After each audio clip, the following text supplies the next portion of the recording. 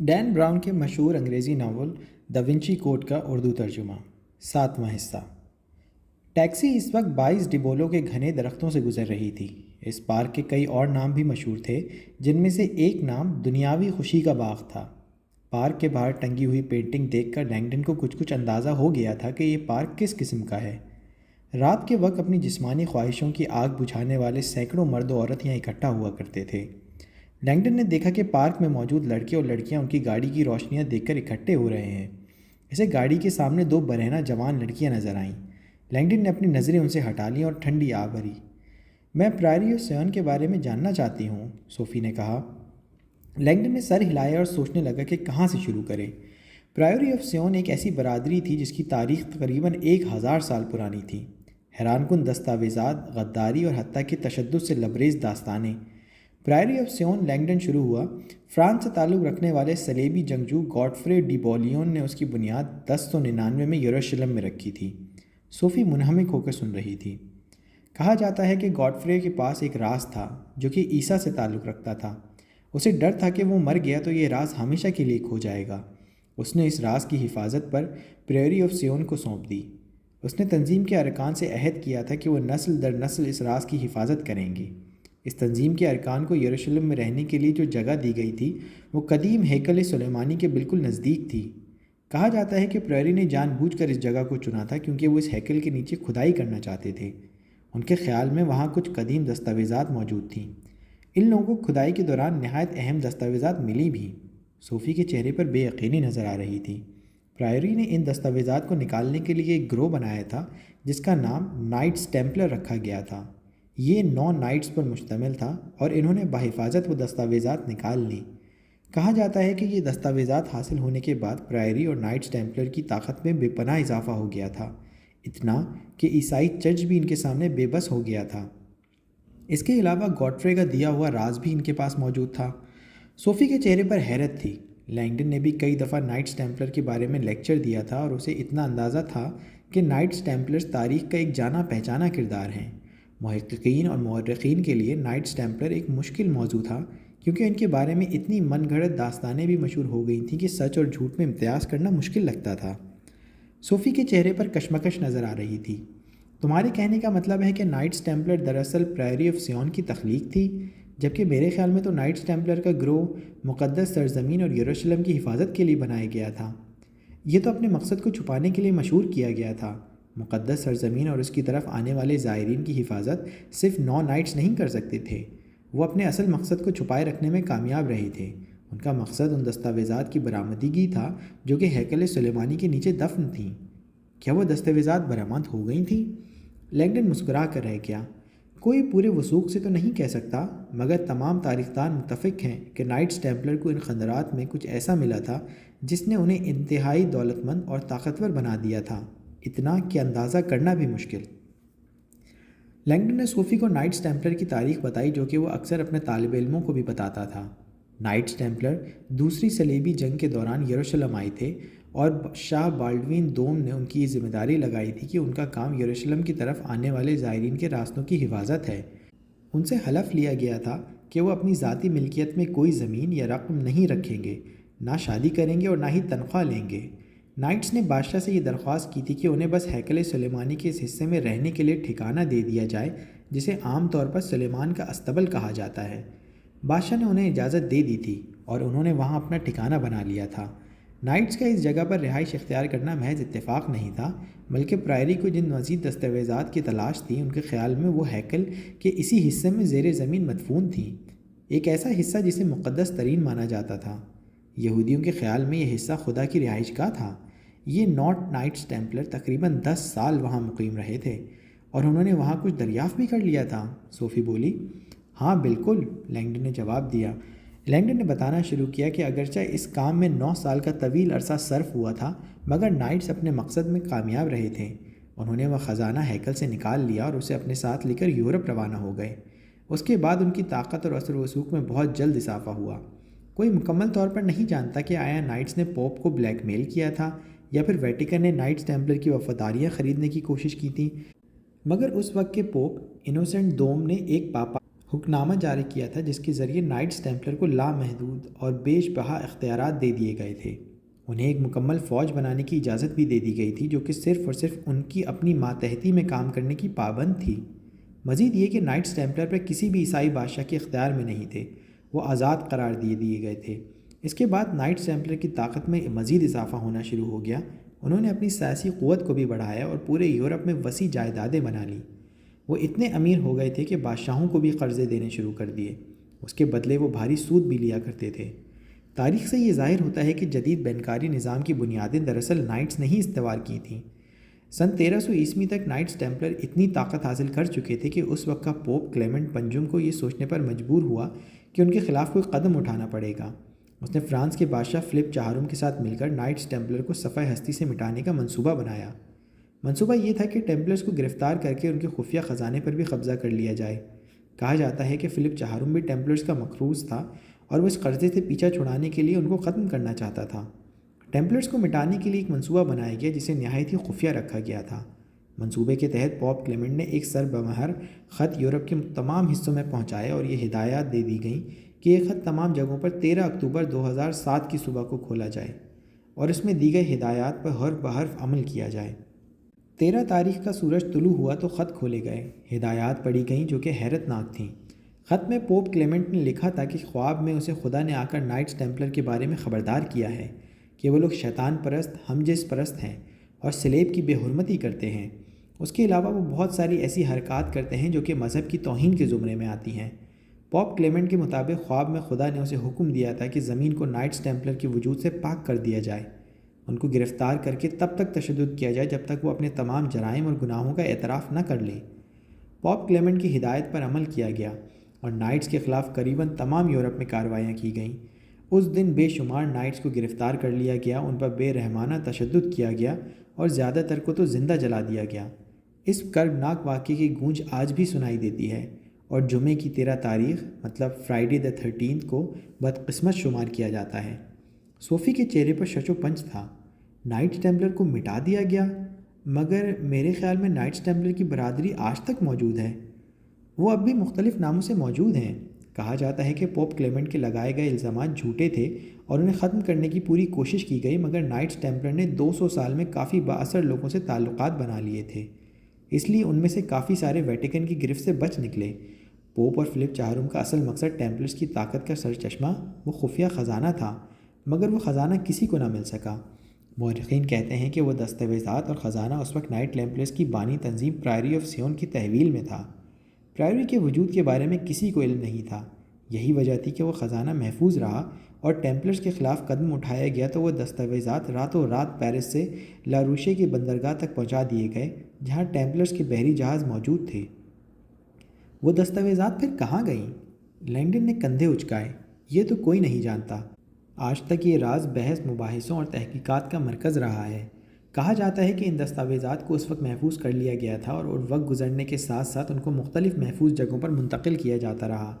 کچھ عرصے سے یہ افواہ بھی ہے کہ آج کل یہ دستاویزات برطانیہ میں ہیں۔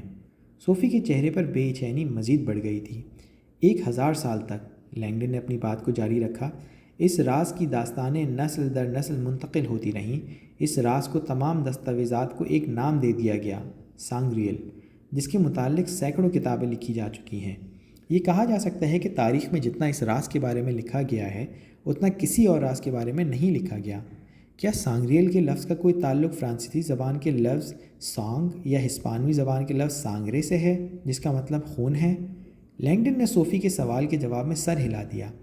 اس راز میں خون یا لہو ریڑھ کی ہڈی کی حیثیت رکھتا ہے۔ لینگڈن نے سوچا کہ صوفی کے وہم و گمان میں بھی نہیں ہوگا کہ یہ لفظ کیوں استعمال ہو رہا ہے۔ اس راز کے بارے میں کہا جاتا ہے کہ پرائری آف سیون اس کو افشا کرنے کے لیے صحیح وقت کا انتظار کر رہی ہے۔ کوئی راز کیا اتنا بھی طاقتور ہو سکتا ہے؟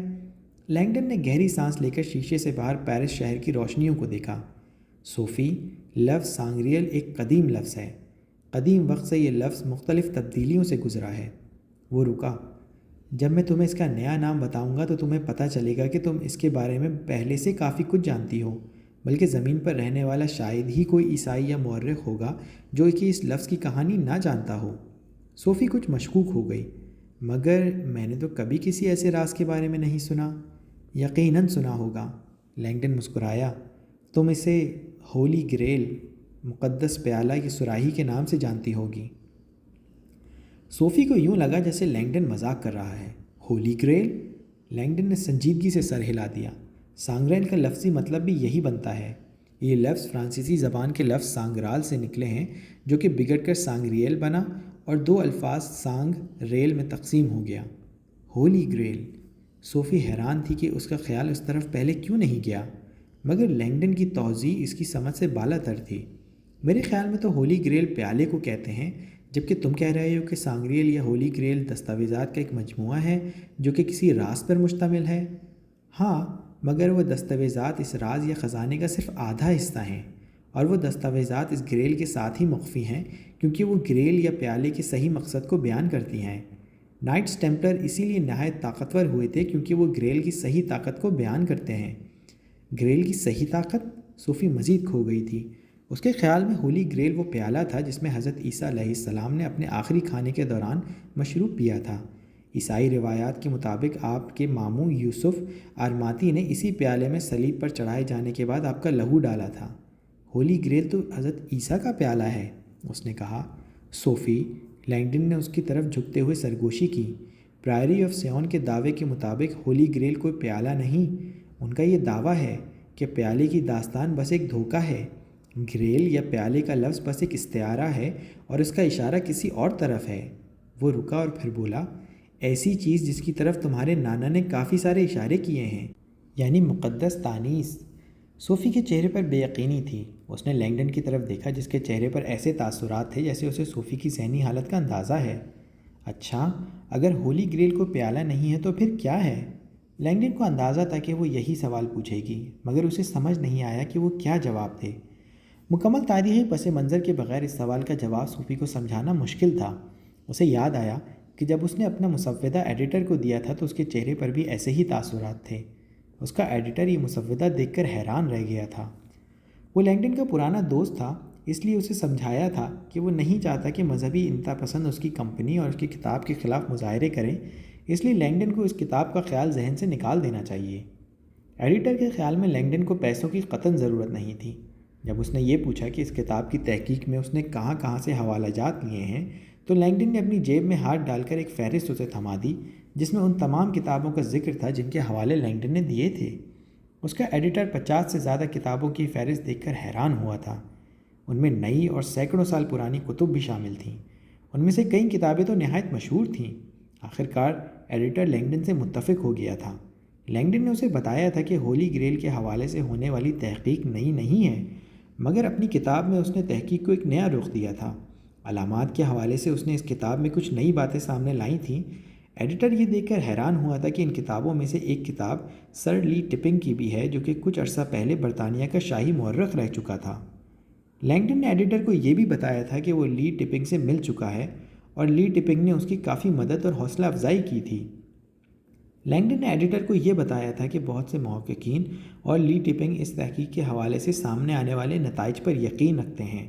ان کے خیال میں ہولی گریل انسانی تاریخ میں سب سے زیادہ کھوجا جانے والا خزانہ یا راز ہے، اور اس سے یہ ثابت ہوتا ہے کہ یہ صرف ایک پیالہ نہیں ہے۔ اگر یہ صرف ایک پیالہ ہی ہے جس میں حضرت عیسیٰ علیہ السلام نے آخری کھانے کے دوران مشروب پیا تھا اور جس میں ان کا خون ڈالا گیا تھا، تو اس کے مقابلے میں کئی دوسری چیزیں بھی تھیں جو اس پیالے سے زیادہ مقدس تھیں۔ کانٹوں کا وہ تاج جو کہ حضرت عیسیٰ علیہ السلام کو پہنایا گیا تھا، یا وہ صلیب جس کے ساتھ ان کو باندھا گیا تھا، وغیرہ وغیرہ۔ مگر جو اہمیت ہولی گریل کو حاصل تھی وہ کسی اور چیز کو حاصل نہیں ہو سکی تھی۔ ایڈیٹر پھر بھی اس بات پر اڑا ہوا تھا کہ اتنی مشہور کتابوں کے حوالے ہونے کے باوجود یہ تحقیق اتنی زیادہ شہرت کی حامل نہیں ہے۔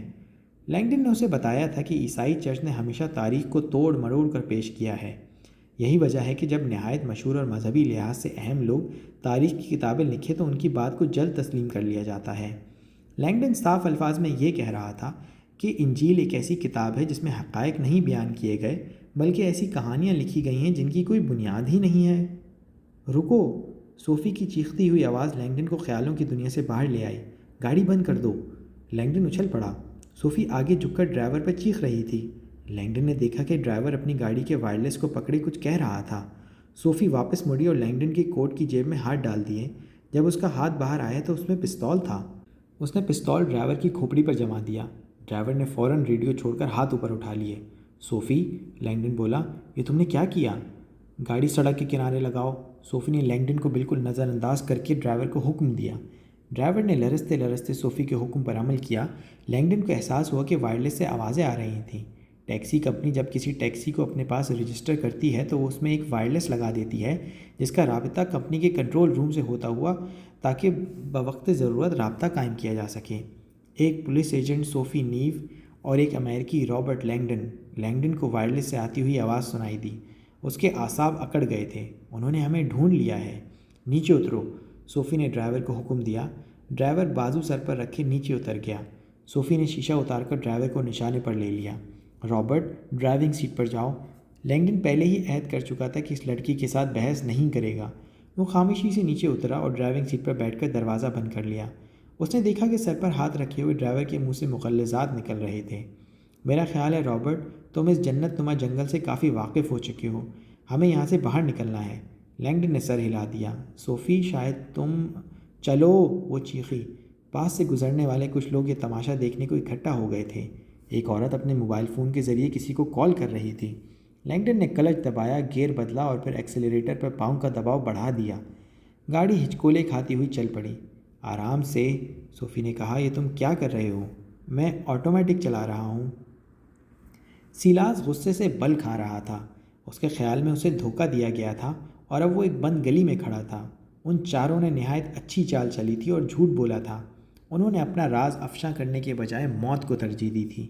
سیلاس اب اپنے آپ میں معلم سے رابطہ کرنے کا حوصلہ نہیں کر پا رہا تھا۔ اس نے ان چاروں کے علاوہ بوڑھی راہبہ کو بھی قتل کر ڈالا تھا۔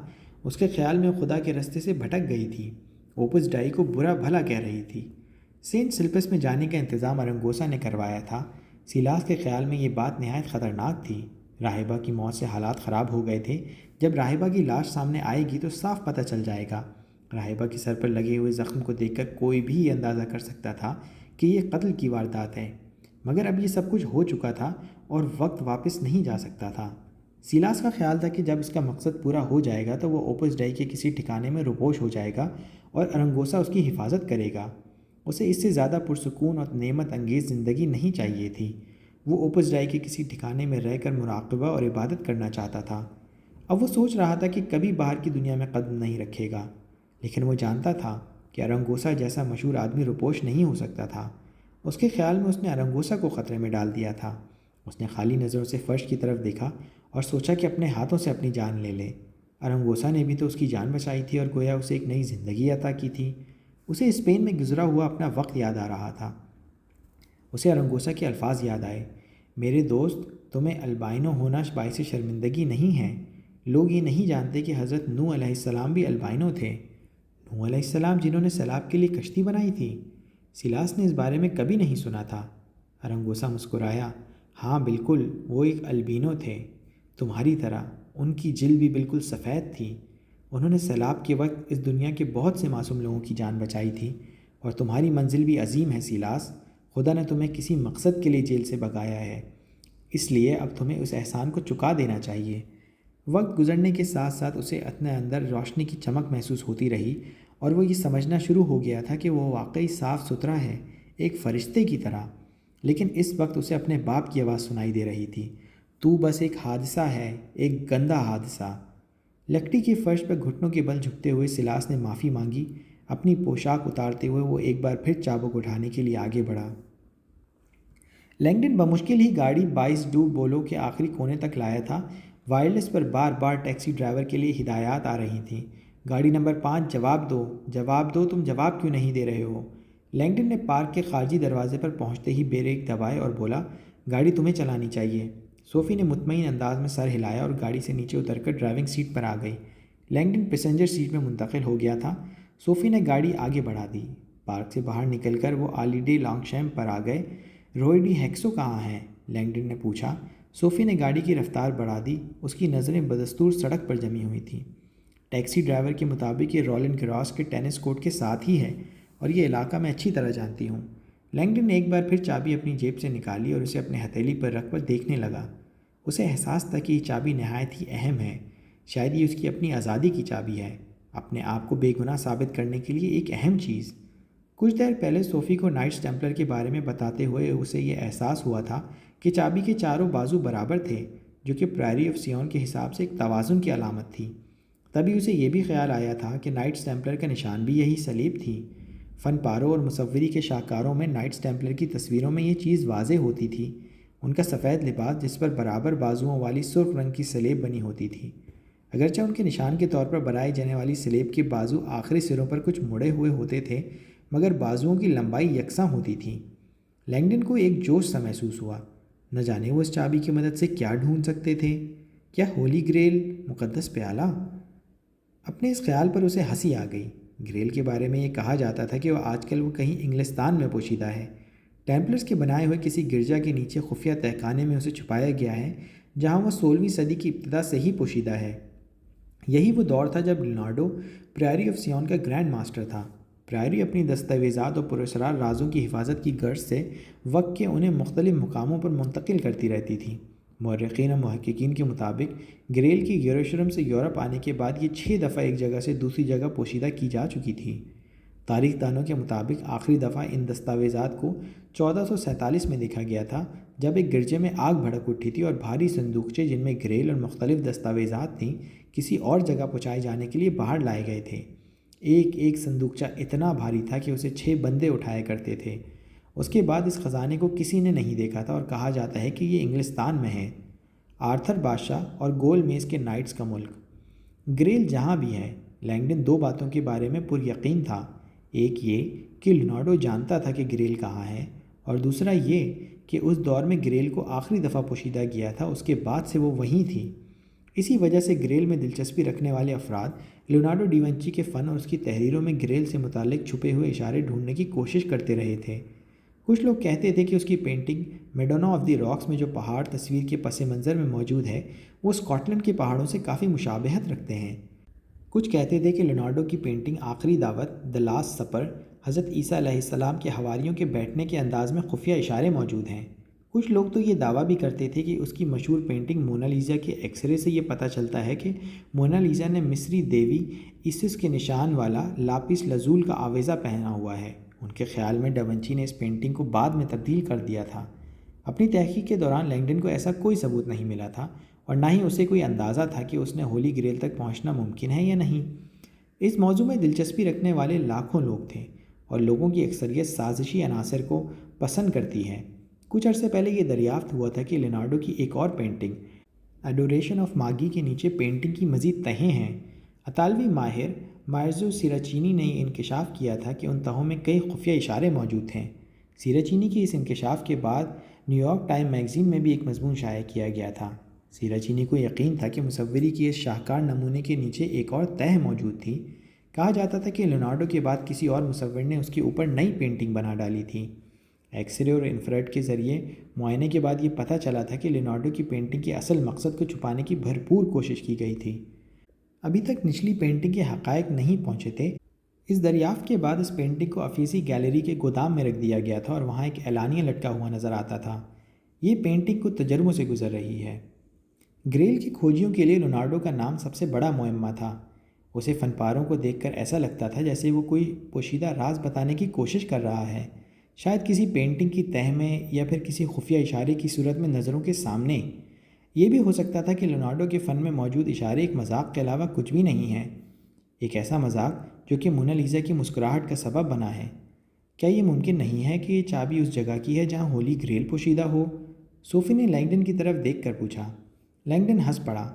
میرا یہ خیال نہیں ہے، کیونکہ گریل کے بارے میں یہ کہا جاتا ہے کہ یہ برطانیہ میں کہیں پوشیدہ ہے۔ اس نے جلدی سے صوفی کی اس کی مختصر سی تاریخ سے آگاہ کیا۔ لیکن گریل ہی معقول وجہ لگتی ہے، اس نے زور دیا۔ ہمارے پاس پرائری کی مہر والی ایک نہایت خفیہ چابی ہے، اور اس چابی تک ہمیں پرائری کے ایک رکن نے پہنچایا ہے، اور تمہارے مطابق پرائری ہی دراصل گریل کی محافظ ہے۔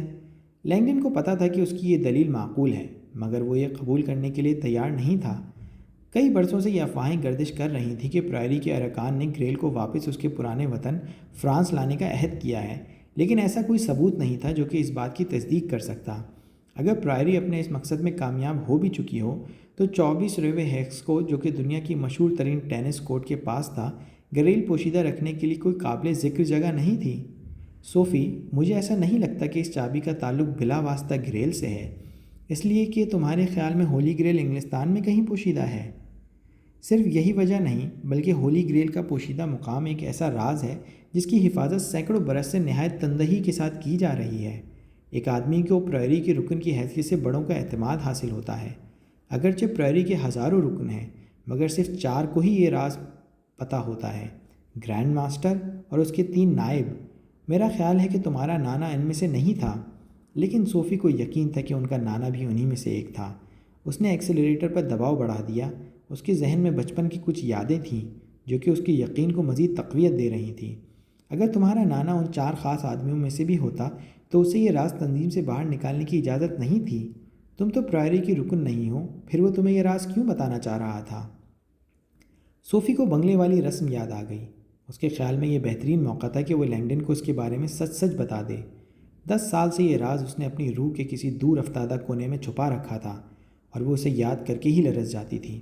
اسے کہیں دور پولیس کی گاڑیوں کے سائرن سنائی دیے اور اچانک تھکاوٹ کا احساس ہوا۔ وہاں، لینگڈن نے کہا، رولنڈ گراس کے عظیم اسٹیڈیم کی طرف اشارہ کرتے ہوئے پرجوش لہجے میں کہا۔ صوفی نے گاڑی اسی راستے پر ڈال دی۔ کچھ دور ایک سڑک روئے ہیکسو کی طرف مڑ رہی تھی۔ صوفی نے گاڑی اس پر موڑ لی اور عمارتوں کے نمبر دیکھ رہی تھی۔ زیادہ تر عمارتیں کاروباری دفاتر پر مشتمل تھیں۔ ہمیں 24 نمبر تک پہنچنا ہے، لینگڈن نے خود کلامی کی۔ اسے توقع تھی کہ یہاں کوئی مشہور گرجا گھر ہوگا، مگر اسے خود ہی اپنے ذہن سے اس خیال کو جھٹک دیا، بھلا اس علاقے میں گرجے کا کیا کام؟ یہ ہے، صوفی نے کہ عمارت کی طرف اشارہ کیا۔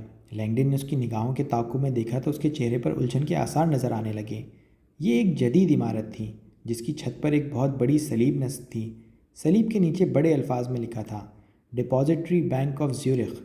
لینگڈن نے دل ہی دل میں شکر ادا کیا کہ اس نے اپنے گرجے والے خیال کا اظہار صوفی سے نہیں کیا تھا۔ ماہر علامات کے طور پر کئی دفعہ وہ ایسے معنی اخذ کر لیا کرتا تھا جو کہ غلط ثابت ہوتے تھے۔ اب اس کے ذہن میں خیال آیا تھا کہ برابر کے بازوؤں والی سلیب سوئٹزرلینڈ کا نشان بھی ہے اور اس کے جھنڈے پر بھی بنی ہوئی ہے۔ کم از کم یہ معمہ تو حل ہو گیا تھا۔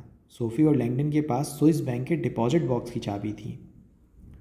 کاسل گنڈلفو کے باہر کچھ فاصلے پر فیاٹ گاڑی میں بیٹھے ارنگوسا کو ٹھنڈی ہوا کے احساس کے ساتھ ہی جسم میں ٹھنڈک کا احساس ہوا۔ اس نے سوچا کہ اسے اپنی پوشاک کے ساتھ کچھ اور بھی پہن لینا چاہیے تھا۔ ٹھنڈک برداشت کرتے ہوئے اس نے سوچا کہ آج رات کسی صورت اسے کمزوری اور بزدلی کا ظاہر نہیں کرنی چاہیے۔ قلعہ نما عمارت میں تاریکی تھی، صرف اوپری منزل کی کھڑکیاں روشن تھیں۔ لائبریری، ارنگوسا نے سوچا، وہ جاگ رہے ہیں اور میرا انتظار کر رہے ہیں۔ اس نے ٹھنڈی ہوا سے بچاؤ کے لیے اپنا سر نیچے کر لیا۔ دروازے پر ایک راہب اسے خوش آمدید کہنے کے لیے موجود تھا، جس کی آنکھوں میں نیند کے آثار تھے۔ 5 ماہ پہلے بھی اس نے ارنگوسا کا استقبال کیا تھا، مگر آج اس کے رویے میں سرد مہری تھی۔ پادری بولا، وہ اوپر لائبریری میں آپ کا انتظار کر رہے ہیں۔ لائبریری ایک نہایت وسیع ہال پر مشتمل تھی جس کی چھت سے فرش تک سیاہ لکڑی کا کام ہوا تھا۔ تمام اطراف میں کتابوں سے بھری ہوئی بڑی بڑی الماریاں تھیں۔ فرش سنگ مرمر کا تھا اور سیاہ رنگ واضح کر رہا تھا کہ ماضی میں یہ قلعہ نما عمارت کسی حکمراں کی محل تھی۔ خوش آمدید بشپ ارنگوسا، کمرے کی دوسری طرف ایک مردانہ آواز آئی۔ ارنگوسا نے دیکھنے کی کوشش کی کہ وہاں کون ہے، لیکن روشنیاں نہایت مدھم تھیں۔ ارنگوسا آہستگی سے آگے بڑھتا گیا، یہاں تک کہ کمرے کی ایک طرف میز پر بیٹھے ہوئے 3 آدمی اس کی آنکھوں میں واضح ہو گئے۔ درمیان میں بیٹھے ہوئے آدمی کے نقوش اب واضح نظر آنے لگے تھے۔ سیکریٹریٹ ویٹیکانا کا سربراہ، یہ ایک ادارہ تھا جو کہ ویٹیکن کے تمام قانونی معاملات سنبھالتا تھا۔ دوسرے 2 پادری نہایت معروف اطالوی کارڈنلز تھے۔ ارنگوسا اب ان تک پہنچ گیا تھا۔ میں معافی چاہتا ہوں، تمہیں زحمت ہوئی، تم تھک گئے ہوگے۔ نہیں، بالکل نہیں، سیکریٹری نے جواب دیا۔ اس کے ہاتھ اس کی موٹی تون پر دھرے تھے۔ ہم مشکور ہیں کہ تم اتنی دور آئے ہو، ہم انتظار کے علاوہ کچھ بھی نہیں کر سکتے تھے۔ میں وقت ضائع نہیں کروں گا، میں نے مزید ایک اور سفر بھی کرنا ہے، ہمیں اپنے مقصد پر بات کرنی چاہیے۔ تمہارے پاس ابھی 1 ماہ باقی ہے، میں مہلت کے خاتمے کا انتظار کیوں کرتا؟ ارنگوسا کی آنکھیں میز پر پڑے ایک سیاہ رنگ کے بریف کیس پر جم گئیں۔ کیا یہ میری مطلوبہ چیز ہے؟ ہاں، سیکریٹری بے چین نظر آ رہا تھا۔ ہم اس بارے میں کافی متفکر تھے اور ہمیں یہ لگا کہ یہ کافی خطرناک ہے۔ ایک کارڈنل نے جملہ مکمل کیا۔ ہم تمہیں کہیں بھی یہ بھجوا سکتے تھے، یہ کافی زیادہ ہے۔ آزادی کی قیمت زیادہ ہی ہوتی ہے۔ مجھے اپنی حفاظت کی کوئی پرواہ نہیں کیونکہ میرے ساتھ خدا ہے۔ ان تمام آدمیوں کے چہرے پر شک کے سائے لہرانے لگے۔ کیا رقم پوری ہے؟ سیکریٹری نے اس بات میں سر ہلا دیا۔ یہ بڑے بانڈز ہیں جن کی ادائیگی ویٹیکن بینک کے ذمہ ہے، دنیا میں کہیں بھی ان کی وصولی کی جا سکتی ہے۔ ارنگوسا اپنی کرسی سے اٹھ کر میز کے دوسرے کونے کی طرف بڑھ گیا جہاں بریف کیس پڑا ہوا تھا۔ اس نے بریف کیس کھول کر دیکھا۔ اس نے بانڈز کی 2 گڈیاں پڑی ہوئی تھیں جن پر ویٹیکن کی مہر لگی ہوئی تھی۔ ہر بانڈ پر پورٹارے کے الفاظ تھے، جس کا مطلب تھا کہ کوئی بھی آدمی جس کے پاس یہ بانڈز ہو انہیں کیش کروا سکتا تھا۔ سیکریٹری کافی پریشان نظر آنے لگا تھا۔ بانڈز کے بجائے یہ نقد رقم بہتر تھی، وہ بولا۔ ارنگوسا جانتا تھا کہ اتنی بڑی رقم وہ اپنے پاس نہیں رکھ سکتا۔ تمہارا کہنا تھا کہ بانڈز بالکل نقد رقم کی طرح ہی ہیں، وہ بولا۔ تمام کارڈنل ایک دوسرے کو پریشان نظروں سے دیکھنے لگے۔ ہاں، مگر اس سے یہ کھل جائے گا کہ ادائیگی ویٹیکن کر رہا ہے، سیکریٹری نے خدشہ ظاہر کیا۔ ارنگوسا مسکرا دیا۔ یہی وجہ تھی کہ معلم نے اسے ادائیگی بانڈز کی صورت میں کرنے کو کہا تھا۔ یہ اس کی اپنی حفاظت کی ایک ضمانت تھی۔ یہ سودا غیر قانونی نہیں ہے، ارنگوسا نے اپنی بات کا دفاع کیا۔ اوپس ڈائی ویٹیکن سے تعلق رکھتی ہے اور معزز پوپ کہیں بھی کسی کو بھی مدد میں ادائیگی کر سکتے ہیں۔ اس سودا میں کسی قانون کی خلاف ورزی نہیں ہوئی۔ بالکل، مگر سیکریٹری اپنی کرسی پر بیٹھے بیٹھے آگے جھکا اور کرسی اس کی وزن سے چرمرا اٹھی۔ ہم یہ نہیں جانتے کہ اس رقم کا استعمال کہاں ہوگا اور اس رقم کا اب تم سے کوئی تعلق نہیں، ارنگوسا نے قطع کلامی کی۔ میں اس رقم کو جہاں بھی استعمال کروں تمہیں غرض نہیں ہونی چاہیے۔ خاموشی کا ایک طویل وقفہ چھا گیا۔ ان سب کو معلوم ہے کہ میں صحیح کہہ رہا ہوں، ارنگوسا نے اطمینان سے سوچا۔ وہ کاغذات کہاں ہیں جن پر میں نے دستخط کرنا ہے؟ ارنگوسا کے کہتے ہی سب اپنی کرسیوں سے اچھل پڑے۔ ان سب کے خیال میں ارنگوسا صرف بریف کیس لے کر جا رہا تھا۔ آخرکار تھوڑے وقفے کے بعد سیکریٹری نے ایک کاغذ ارنگوسا کے سامنے رکھا۔ ارنگوسا نے کاغذ اٹھا کر دیکھا، اس پر پوپ کی مہر لگی ہوئی تھی۔ یہ اس کی نقل ہے جو تم نے میرے پاس بھیجا تھا؟ ہاں۔ ارنگوسا کو حیرت ہوئی کہ کاغذ پر دستخط کرتے ہوئے اس کے جذبات متزن نہیں ہوئے تھے، البتہ باقی تمام حاضرین کے چہرے پر اطمینان کی لہر دوڑ گئی۔ بہت بہت شکریہ، سیکریٹری نے کہا۔ عیسائیت تمہاری خدمات کو ہمیشہ یاد رکھے گی۔ ارنگوسا نے بریف کیس اٹھایا تو اسے ایک ذمہ داری کا احساس ہو رہا تھا۔ باقی افراد ایک دوسرے کو ایسے دیکھ رہے تھے جیسے ابھی کچھ کہنا باقی ہو۔ ارنگوسا دروازے کی طرف مڑ گیا۔ جیسے ہی چوکھٹ پار کرنے لگا، ایک کارڈنل نے اسے پکارا۔ ارنگوسا مڑا اور سوالیہ نظروں سے اس نے کارڈنل کو دیکھا۔ تم یہاں سے کہاں جاؤ گے؟ کارڈنل نے پوچھا۔ پیرس، اس نے جواب دیا اور دروازے کی طرف مڑ گیا۔